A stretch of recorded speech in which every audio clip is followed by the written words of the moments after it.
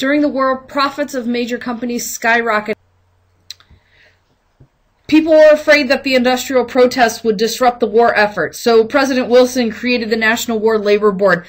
This board just judged disputes between workers and management. They also set policies that sought to improve working conditions for all Americans. So actually, during World War I, here's what got passed because of this labor board.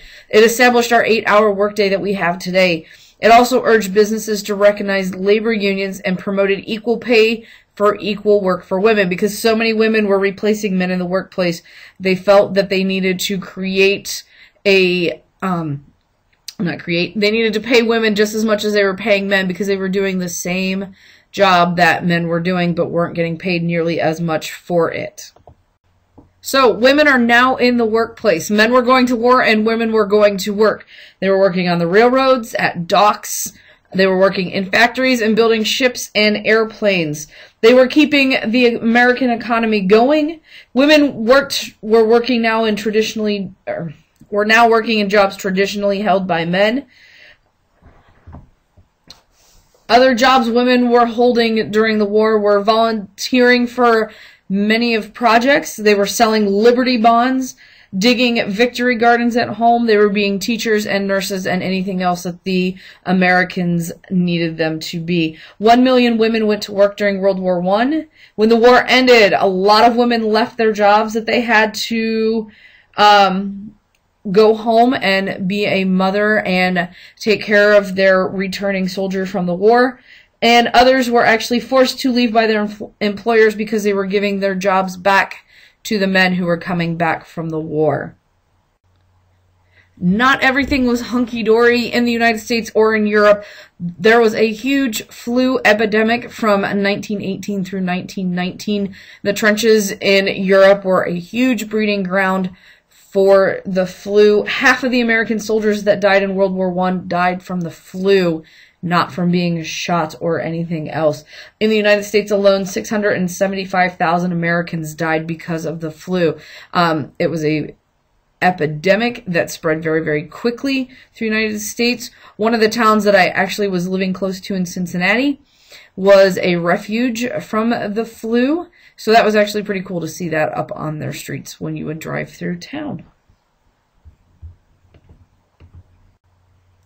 So as we talked about in imperialism and needing support for the war through yellow journalism, we still need support in World War I. If you need to have the Americans behind you in order to fight this war. So they created what is known as the Committee on Public Information. They're going to maximize national loyalty and support for World War I through all those propaganda posters. So they're going to create even more propaganda posters as well that are going to go up throughout the United States. They're going to do it through newspapers, stories. They're going to have people giving speeches and other materials that are going to influence people's opinion. They need people to support the war. They need people to support the government by buying those Liberty bonds or planting their victory gardens or taking jobs that they might not necessarily want to take but is going to help the war effort. They're going to hire movie stars to back some of these speeches and materials or posters that they're going to create. They're going to hire artists to create posters and pamphlets. So they're giving people jobs as well in order to make these campaigns bigger and better for the war effort.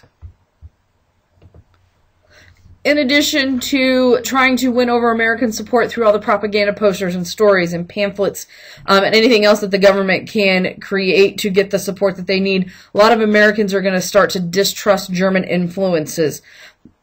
A lot of schools are going to stop teaching the German language. They're going to stop playing, or people are going to stop playing music by German composers because they want to show their support for the Americans, or for America. So they're going to stop doing anything that might be closely related to Germany, such as sauerkraut. Sauerkraut is a German food. They're going to start calling that Liberty cabbage. So even though it is something that was brought over by the Germans to the United States,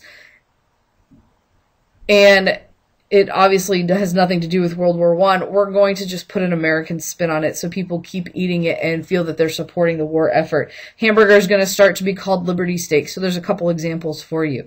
A lot of German Americans, in addition, are going to start to be discriminated against. There are going to be a lot of violence against Germans in the United States, even though they may not have come over to the U.S. during World War I, but prior to, they're still going to get the backlash of Americans and the distrust that they have for Germans because of World War I. Okay, so in addition to having support for the war, you're obviously going to have opposition.